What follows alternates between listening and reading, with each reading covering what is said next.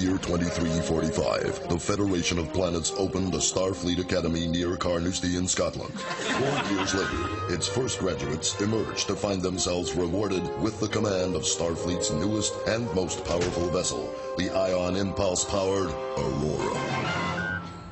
Right, Ensign, he's worked Victor 10. We'll open this big bastard up and see if it is shit or something. Nadine, get your belt soon. We'll catch us wearing belts like a bunch of big poofters. Yep. What? Don't you let us go with the replicator, I'm starving. Aye. As long as you bring us back a mug of royal game soup and a couple of ciders. Captain! What now? There's a wreck big hoorie, a spaceship coming towards us. You want to see the bastard? The size of the thing is a good the other twice sizes bigger than your skin. These graduates never backed away from conflict, as they were fearless and highly trained. I took you for even any of your pistols, like I sling your clacker back.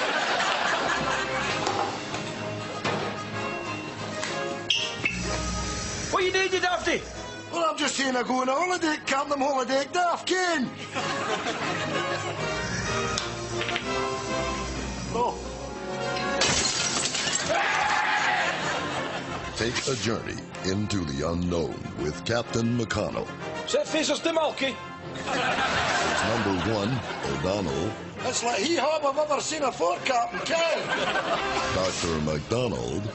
He's dead, Captain. Stone dead. No pull for nothing. Will you stop kicking at my arse, you pervert? Ensign McCabe, the android.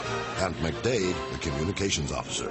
Captain, we're meddling with forces we can't possibly comprehend. You can't find your gagging for it, You have a chance of getting your hole. You're an android, you've cack on knob. In 60 seconds, we will board your ship, and you will surrender your vessel to us. Taysiders in space, in amongst yous.